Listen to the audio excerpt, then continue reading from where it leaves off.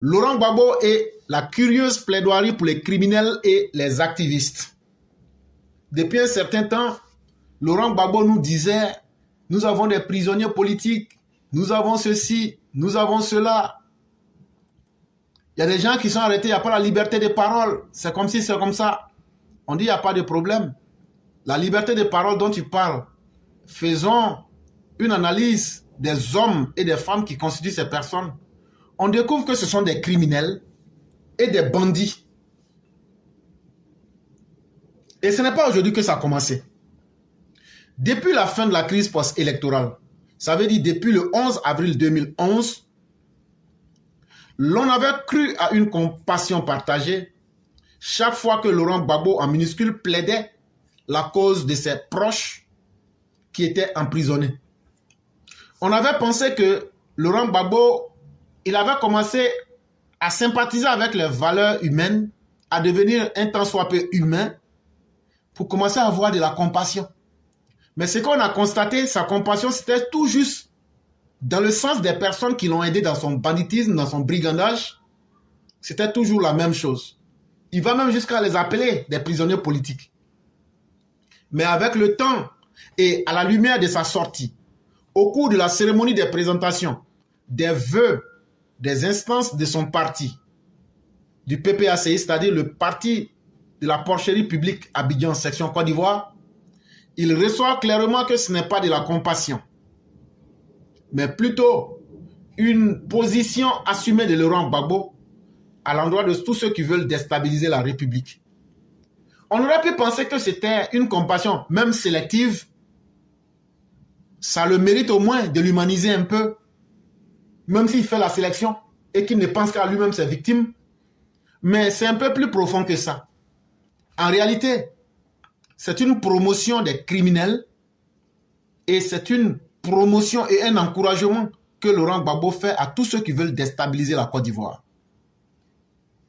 Pour vous expliquer les choses de façon simple, Laurent Gbagbo en minuscule s'est transformé en avocat de tous les sinistres individus qui ont perpétré des crimes horribles ou qui fomentaient des troubles à l'ordre public ou encore qui mijotaient des projets de déstabilisation des institutions de la République. Chaque fois que vous voyez Laurent Gbagbo et sa bande dire que quelqu'un est un prisonnier politique, quand vous fouillez les raisons pour lesquelles la personne a été arrêtée, si la personne n'est pas quelqu'un qui a commis des crimes horribles, c'est quelqu'un qui est engagé dans les troubles à l'ordre public, ou bien c'est quelqu'un même qui est toujours engagé dans les projets de coup d'État. Et pourtant, dans un discours qui frisait l'irresponsabilité politique, le même Laurent Gbagbo en minuscule s'est joué la victime suite au déclenchement de la rébellion du 19 septembre 2002 que tout le monde avait vu venir, sauf lui et ses sécurocrates de son régime. C'est le même Laurent Gbagbo, aujourd'hui lui qui veut et qui encourage ceux qui doivent déstabiliser la Côte d'Ivoire et qui présente ces déstabilisateurs, ces criminels horribles et ces troubleurs de l'ordre public et ces fauteurs de troubles et de coups d'État. Le même Laurent Gbagbo aujourd'hui qui les présente comme des prisonniers politiques. Le 19 septembre 2002, lorsqu'il a été victime d'une rébellion, d'un coup d'État qui va se transformer en rébellion, en tout cas, tout le monde voyait la chose venir, sauf lui, Laurent Gbagbo, avec ses sécurocrates comme les Lida Kwasi et autres. 20 ans après, toujours le même Laurent Gbagbo, toujours en minuscule, qui s'autoproclame chantre de la démocratie et des libertés, devient l'avocat d'individus qui ont tué et qui veulent attenter aux institutions de la République ou encore soulever des troubles dans le pays. Voilà 20 ans qui ont passé. 20 ans dans la vie d'une personne. Un enfant qui est né qui a 20 ans, c'est déjà un être majeur. Laurent Gbagbo nous retourne 20 ans en arrière pour que lui puisse trouver des gens qui sont nostalgiques du désordre, qui sont des nostalgiques de la vie facile, pour pouvoir créer le chaos, le désordre, la rébellion, les troubles en Côte d'Ivoire en 2025. Et Laurent Gbagbo ne manque pas d'imagination. Et chaque soir, il vous sort quelque chose pour vous montrer que lui, Laurent Gbagbo, a l'expertise de la bêtise humaine. Et ce que j'appelle ici la bêtise humaine, c'est tout ce qui ne fait pas progresser l'humanité. Mais lui, Laurent Gbagbo, est expert en bêtise humaine. Et je m'explique. L'affaire l'ONU exige l'inscription de Laurent Gbagbo sur la liste électorale. Une tentative de manipulation du parti de la porcherie publique abidjanaise section Côte d'Ivoire mise à nu. Et l'une des bêtises dans lesquelles Laurent Gbagbo est expert, c'est le mensonge, le traficage de la réalité, le braconnage du réel pour transformer la vérité en faux et transformer le faux en une valeur de société. Cette posture dévoile la vraie nature de Laurent Gbagbo, qui est tout sauf un démocrate et un homme d'État. Déjà, par le mensonge et la tentative de manipuler les faits pour mentir à des gens qui n'étaient pas nés il y a 20 ans. Il vient de dire que lui et Antonio Gutiérrez se sont rencontrés. Quand il y a 20 ans, Antonio Gutiérrez n'était pas secrétaire de l'ONU. Il y a 20 ans, il était qui? Et vous vous êtes rencontrés où et quand? Laurent Gbagbo ne pourra jamais vous le dire parce que ça n'a jamais existé. Parce que c'est du gros mensonge. Mais pourquoi il le fait? Parce qu'il veut manipuler les jeunes esprits. Les enfants des gens qui viennent d'avoir 20 ans là. Il a besoin de sang frais et jeunes. Et donc, il s'est spécialisé dans cette bêtise-là. De manipuler les nouveaux esprits pour les offrir en sacrifice à Zangbeto, le dieu païen qu'ils adorent, lui et sa femme Simone. La première cause qu'il a défendue devant ses ouailles était celle du tristement célèbre Anselme Seka Seka. Croyant attendrir l'opinion, le Laurent en minuscule a évoqué la situation de l'ancien aide de camp de Simone, dont le nom a été abondamment cité dans la plupart des crimes des escadrons de la mort. Et ce Anselme Seka Seka là, plus criminel que lui devant l'Éternel, tu n'en trouveras pas. Mais Laurent Gbagbo, il transforme aujourd'hui tous ces criminels-là en héros pour tromper les jeunes gens qui étaient là. Et eux aussi, ils vont souffrir à la mort. Mais malheur à tous ceux qui vont mordre à cette maison. Parce que vous aurez ce que vous méritez. Mais il fait ça toujours pour essayer d'attendrir les gens, de tromper les gens. Mais il ne prend pas le temps d'expliquer pourquoi ces personnes sont là en prison et de montrer les raisons pour que les jeunes gens, ou même ceux qui n'étaient pas au fait de la réalité, puissent faire eux-mêmes leur propre jugement. Au cours des procès en assises qui ont eu lieu en Côte d'Ivoire, il a été clairement établi que Seka Seka Anselme, pour qui Laurent Gbagbo éprouve tant de compassion, est celui qui a tué le général Guy Robert, son épouse, son aide de camp Fabien Koulibaly, un autre militaire comme lui. C'est encore Seka Seka Anselme qui a tué à bout portant le chauffeur de l'ancien ministre Joël Nguessan. Et son nom est encore cité dans la disparition du journaliste Guy André Kiffer. Voilà l'homme qui est injustement emprisonné selon Koudou Laurent Gbagbo en minuscule. Laurent Gbagbo vient nous dire ici que c'est ce criminel assoiffé de sang et sans limite, c'est celui-là qui est injustement emprisonné selon lui. Et donc pour cela, les jeunes doivent se lever pour venir verser leur sang. Aller au-delà d'une compassion, somme toute sélective, pour justifier les crimes, est moralement et humainement indécent. Mais ce qu'il faut expliquer à Laurent Gbagbo, c'est que sa vilaine stratégie de manipuler la conscience, si lui, Laurent Gbagbo, ne sait pas que le monde entier le connaît là, il doit retenir une chose, c'est qu'une hirondelle, une seule hirondelle ne fait pas le printemps.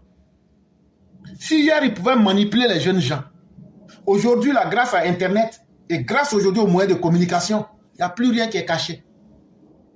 Et vous voyez, malgré tous les efforts qui sont faits pour le mettre à nu, le vieil homme fini n'a pas honte, même des mensonges des plus éhontés, même des comportements de criminels que la morale et la décence humaine auraient pu condamner. Lui, Laurent Gbagbo, se met en dessous de toute valeur positive, moralement parlant et humainement parlant, parce que lui, ce sont ses intérêts qui comptent, et le reste, lui, n'en a que faire. Il y a encore un autre deuxième cas. Sur le cas de l'activiste Steve Biko, qui a été arrêté en Mauritanie. Le président de la porcherie publique abidjanaise section Côte d'Ivoire a également crié au scandale. On prend le Grumman présidentiel pour aller chercher un cyberactiviste en Mauritanie. Mais s'il est là-bas et qu'il pianote sur les réseaux sociaux pour critiquer et insulter, qu'est-ce que ça fait? Il dit, Steve Biko qui a été arrêté là, le dromadaire de la Mauritanie. Il dit, mais Steve Biko a fait quoi? Qu'est-ce qu'il a fait de grave? S'il est en Mauritanie et puis il insulte les gens. Laurent Gbagbo, toi là, tu n'as pas été élevé dans une cellule familiale correcte. Tu ne sais pas ce qu'on appelle la dignité. Un homme digne là, ça ne s'insulte pas. Un homme digne là, ça ne pardonne pas les affronts.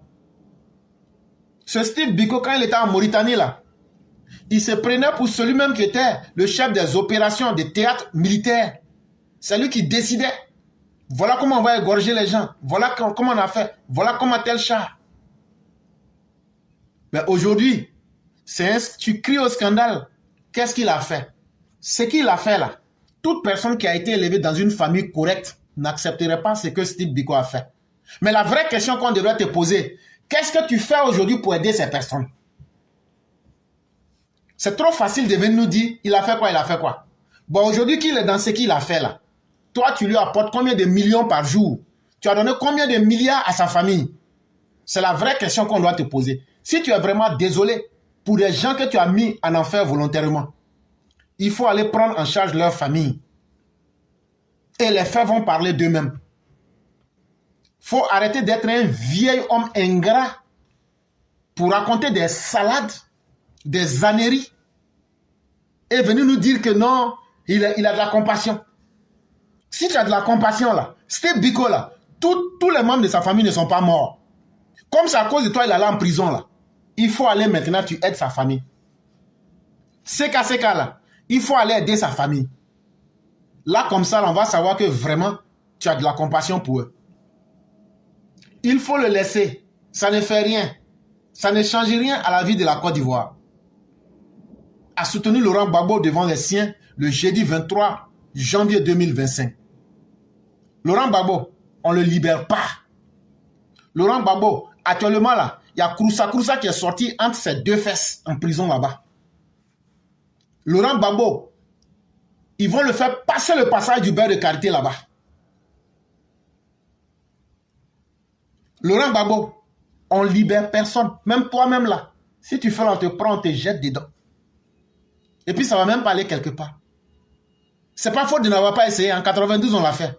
En 2011, on l'a fait. Mais en 2025 là, tu as deux cas. C'est un vent où tu te retrouves en prison. Si le président Ouattara, si lui-même se lève et puis il coupe pour venir s'arrêter entre toi et nous. Cette fois-ci là, c'est un vent. Donc là, tu vas crier 1000 fois là. Voilà des bandes d'inconscients, des bandes de mécréants endurcis. Eux n'ont que des droits. Et c'est eux qui savent menacer les autres. Mais cette fois-ci là, Laurent Gbagbo, tu vas comprendre que la maman des autres aussi là, elles ont accouché enfant. Tous les conneries que tu dis des menaces là, on va voir où ça va aller. Et on va voir comment tu vas faire pour créer ta rébellion. Et puis maintenant, tu vas venir t'imposer. C'est ce qui te manque. Mais entre-temps, tout ce que tu dis là, CKO, Steve Biko, ou bien encore, Gala Kolebio, on libère personne. Et puis on veut voir ce que vous allez faire. À l'analyse de ces propos, l'on comprend aisément pourquoi Laurent Gbagbo a été un chaos pour la Côte d'Ivoire. Mais lorsque vous regardez les propos de Laurent Gbagbo, vous comprenez que ce monsieur-là, il ne pouvait être qu'une calamité pour la Côte d'Ivoire. Un chaos, un désordre. Parce que pour lui, la morale, c'est la dernière chose sur laquelle quelqu'un devrait se porter. Pour lui, l'immoralité et la moralité même sont les normes. Et lui, il pense que tout le monde est comme lui. L'on sait tous que le nommé Steve Biko ne faisait pas de l'humour sur les réseaux sociaux en Mauritanie. Il s'était engagé dans une véritable voie de plan séditeux en s'attaquant aux autorités d'Abidjan. Ton Steve Biko là, quand il était sur Facebook là, c'est Bonjour 2025 qu'il faisait. C'est comédie qu'il faisait. Tout le monde connaît les propos de cet individu. Mais il aurait fallu qu'un vieux amnésique comme toi, tu puisses oublier les faits. Mais par malhonnêteté, tu fais semblant. Mais il faut savoir que si toi, tu n'as pas de barrière morale, là, ceux qui en ont là, ils vont faire respecter leur position. Le nommé Gala Kolebi, lui, s'adonnait à des activités de désinformation, susceptibles de soulever des affrontements interethniques. Et dans leur FPI-PPACI, le parti de la porcherie, si vous étiez si fiers des actes que vous avez posés, pourquoi tu n'es pas allé au FPI? Tu as fui le nom FPI parce que tu sais que ça va rappeler aux Ivoiriens qui tu étais. Et tu veux te cacher dans un faux masque que tu appelles aujourd'hui le parti de la porcherie publique de Côte d'Ivoire. Qu'au PPACI. Votre Gala Kolebi, là, quand on l'a pris, là, le rapport de la police est là. On l'a pris dans des activités de désinformation pour mettre les populations en palabre. Ça encore, vous voulez qu'on oublie ces faits-là. On n'oubliera pas. Et ces personnes vont payer pour ce qu'elles ont fait. Sur le traitement du Zimrida, tu as mis encore tes criminels en jeu pour essayer de tromper la population. Ah, Probo Kuala là, ah, c'est qu'Alassane Ouattara et puis, c'est que Draman et puis, c'est plus, ils sont même chose. Mais ce que je vais te dire là, le régime Ouattara là, les turpitudes que toi, Laurent Gbagbo et puis ton régime ont fait là, eux, ils ont tiré les leçons. Laurent Gbagbo estime qu'appeler au soulèvement et balancer des rumeurs sur les réseaux sociaux susceptibles d'entraîner des troubles ne représente rien dans un pays. C'est normal. C'est un ancien président qui banalise le pouvoir quand il était aux affaires. Ses inconduites ne pouvaient que prospérer sous son règne. Laurent Gbagbo, si toi tu t'es amusé avec ton pouvoir là, et puis n'importe qui pouvait faire n'importe quoi, au point que personne ne pouvait parler, on sait comment tu traitais ceux qui ouvraient la bouche pour parler. Et ce que tu n'as pas permis aux autres. Camara H là, venez me donner un discours politique de Camara H.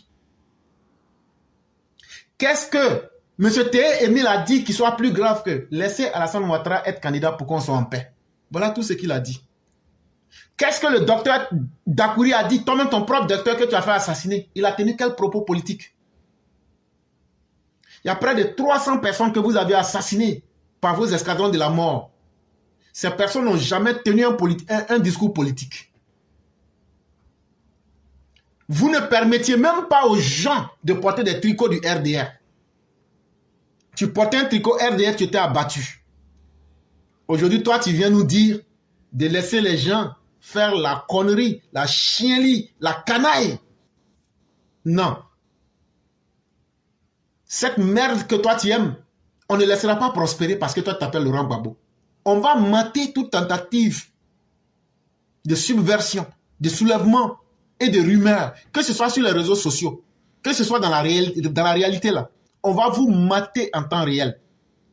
Si toi tu as pris ton pouvoir ouya dans le Capharnaüm, dans le désordre, et tu pensais que quand on vient au pouvoir c'est pour s'amuser, Nous, on va t'enseigner que le pouvoir, quand tu as ça là, il faut te faire respecter.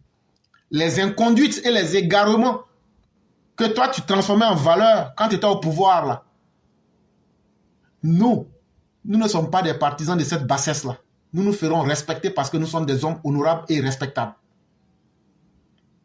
Aujourd'hui, l'on comprend aisément comment et pourquoi Guillaume Soro et ses rebelles ont pu attaquer la Côte d'Ivoire avec une facilité déconcertante au petit matin du 19 septembre 2002.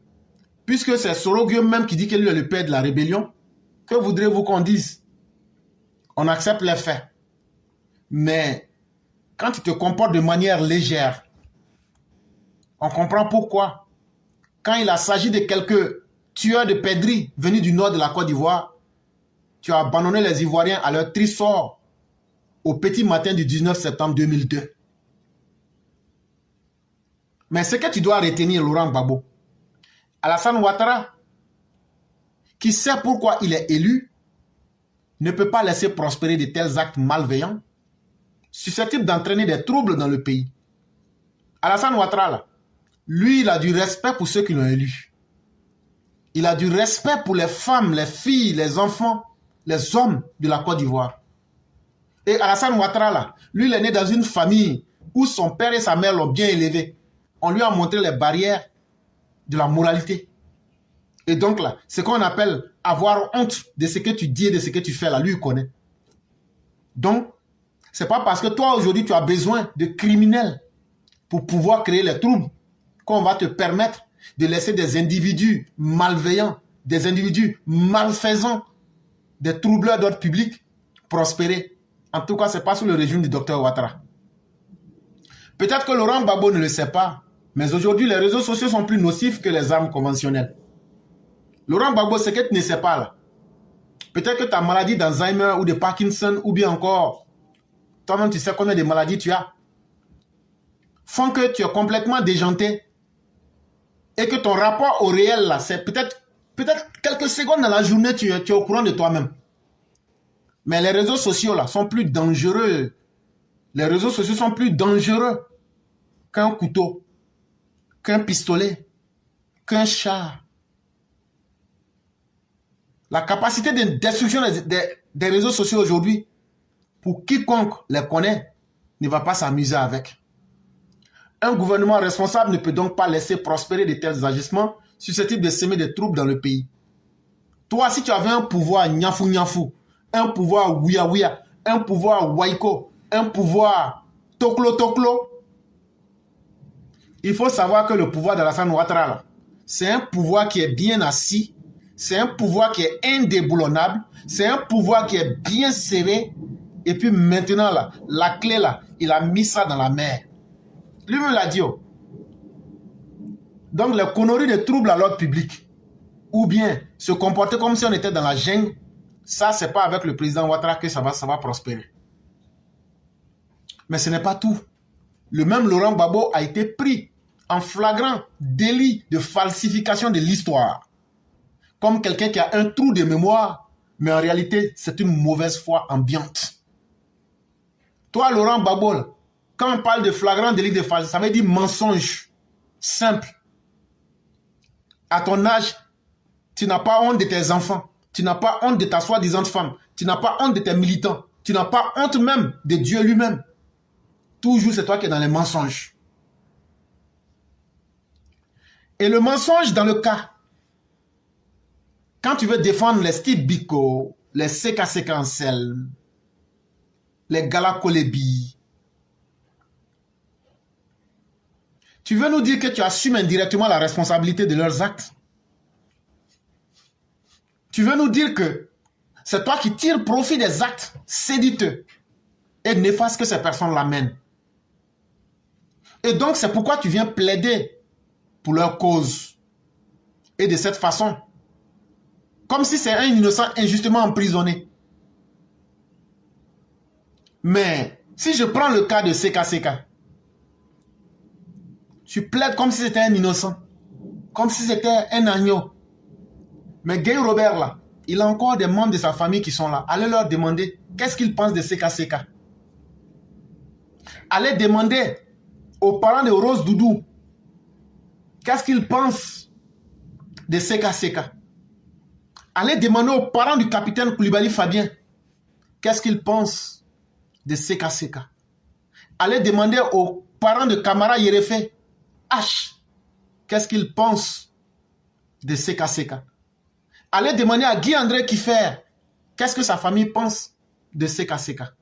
Allez demander au chauffeur du ministre Joël Nguessan, qui est mort là, allez demander à sa famille, qu'est-ce qu'il pense. Oui, il est dans la nature de l'homme d'être compatissant. Mais aller au-delà d'une compassion, somme toute sélective, pour justifier des crimes est moralement et humainement indécent. Laurent Gbagbo, tout le monde aime pardonner. Mais un pardon qui ne va pas te servir là, c'est un pardon inutile. Et tu nous as démontré plus d'une fois. Malgré que tu n'as même pas encore obtenu l'amnistie, regarde les propos qui sortent de ta bouche. Regarde ton comportement. Donc quand tu auras l'amnistie là, Alassane Ouattara même doit savoir ce que tu lui promets. Et donc, pour nous, et on le dit, et sans coup férir, tu n'auras ni l'amnistie et tu ne seras pas sur la liste électorale parce que tu es un vieux voleur, un vieux menteur, un vieux sans limite et sans barrière morale, quelqu'un qui ment comme il respire sans aucune dignité. C'est toi qui disais que quand tu es venu là, ton ami Chakadjan avec Bédier, ils ont laissé 6 000 $ et 6 000 milliards de dettes. Que vous avez pu payer une certaine somme. Même quand on dit tu ne vaux rien, là, quand tu parles là, il faut savoir qu'il y a un jour qu'on appelle aujourd'hui, demain et après-demain. Quand on prend tes propos, qu'on les colle, regarde ce que ça nous donne. J'ai trouvé sur place, en place, une dette de 6 000 milliards. J'ai trouvé que c'était trop. Il dit qu'il a trouvé 6 000 milliards comme dette. Ça veut dire les Tidiane Thiam et les Henri Konan Bédier ont laissé 6 milliards de dettes. Lui, il a trouvé que c'était trop. Et qu'est-ce qu'il a fait? Quand on a trouvé 6 000 milliards, au moment où on quittait, on avait fait passer 4 000 milliards. Il dit donc sur les 6 000 milliards qui étaient trop là, eux se sont arrangés, ils ont payé 4 000 milliards. Donc c'est 2 000 milliards qui vont rester maintenant. On est d'accord. Mais bizarrement, qu'est-ce qu'on constate? En 2010, au moment de la fin de mon pouvoir, la dette totale était de 7 760 milliards. C'était ça la dette.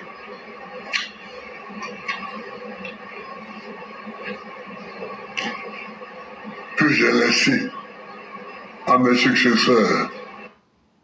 Si vous avez bien entendu, on va retourner au CP1 pour faire un calcul simple. Quand lui prend le pouvoir, la dette était à 6 000 milliards. Selon sa propre beuve, il dit qu'il a payé 4 000 milliards. Donc 6 moins 4, il reste 2 000 milliards. Mais le même individu dit que quand lui quittait le pouvoir en 2010, 2011, que lui il a laissé une dette globale de 7 660 milliards. Donc ce qu'on va faire, on va faire maintenant la soustraction. 7 660 moins 2000, on retrouve 5 760 milliards. Donc Gbagbo est en train de nous dire que lui et son clan ont fait disparaître dans la nature 5 760 milliards des Ivoiriens. J'ai dit bien 5 760 milliards qui n'ont servi à rien qu'à la dépravation des mœurs,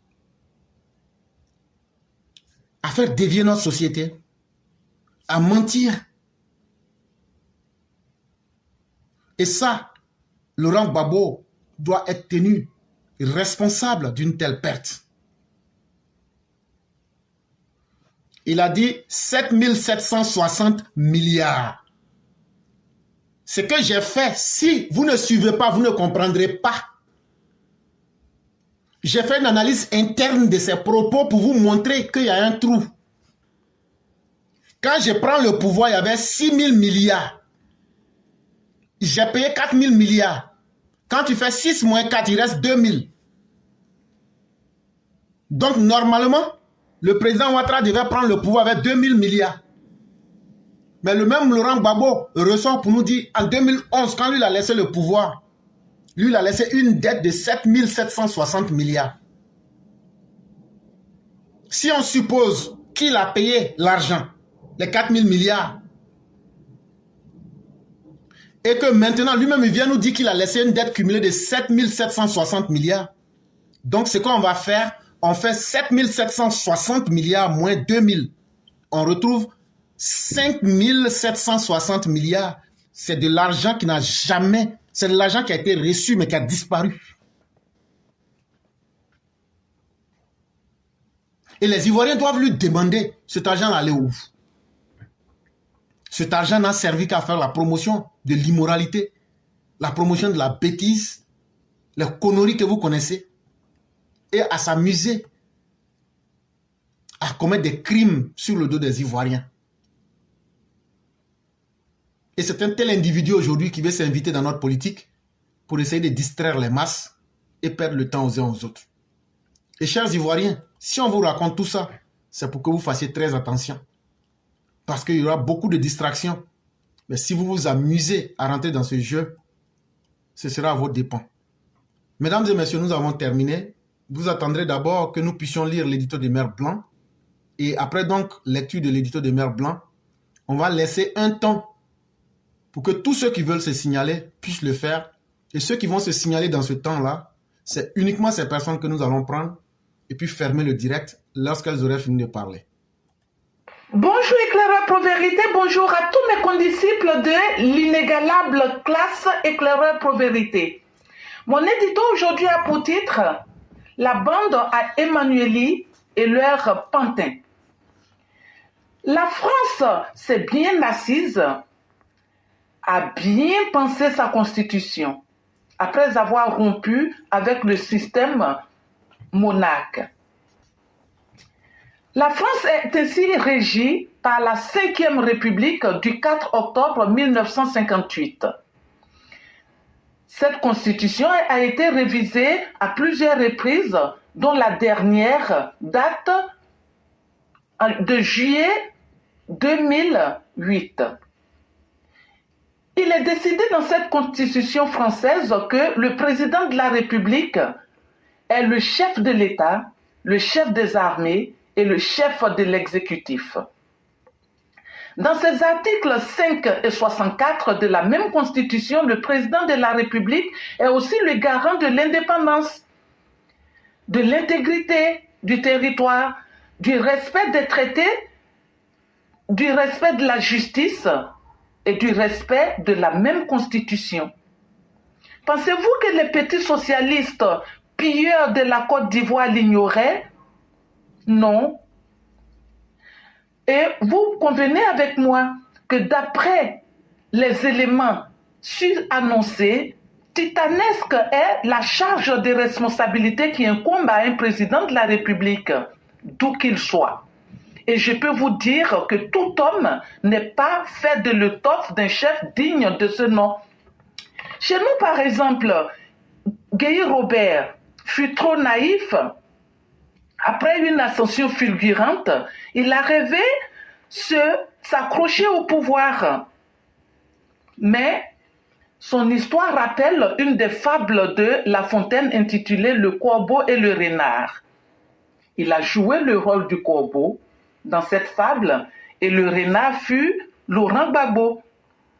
Le corbeau fut tellement violemment plumé qu'il passa de vie à trépas. Mais alors, le renard en question, après maintes manigances, réussit à se hisser au sommet de l'État.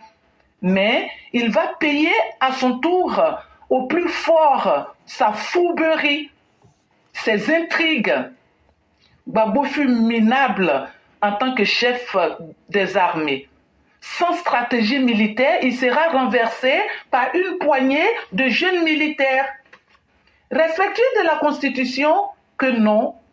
Au bout d'une décennie infructueuse au sommet de l'État en tant que président de la République, disons-le comme ça parce qu'il fut abusivement appelé président de la République, il s'apprêtait à remettre le couvert, toujours sans avoir été régulièrement élu.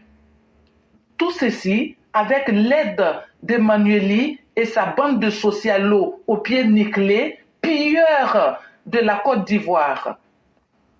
Dit que c'est Gbagbo le pantin, cette guimbarde que les socialistes voulaient nous réimposer à tout prix. Mus par le gain qu'ils détournaient au détriment des pauvres Ivoiriens. Emmanueli, je t'accuserai toujours. Merci et à bientôt. Merci infiniment à Mère Blanc, qui nous rappelle encore le côté pervers même de la politique française, où les gens, en même temps qu'ils recherchent leurs intérêts, mais en même temps veulent scier la branche là où ils sont assis. C'est le cas d'Emmanueli et des socialistes français de l'époque. Et désespérément, ça a été toujours comme ça, la politique et la pratique française. Et c'est ce que nous continuons de critiquer et que nous allons toujours critiquer. Et Mère Blanc le fait si bien.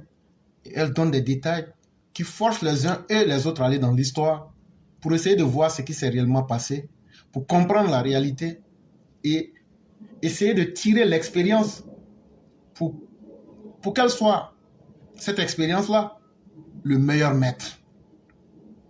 Parce que celui qui ne tire pas d'enseignement des expériences qu'il a vécues, cette personne a tout perdu dans son existence. Et donc, il faut que nous fassions attention. Il faut surtout que la France fasse beaucoup attention. Parce que les données ont changé, les psychologies ont changé, les réalités ont changé. À force de trop vouloir, on finit par tout perdre.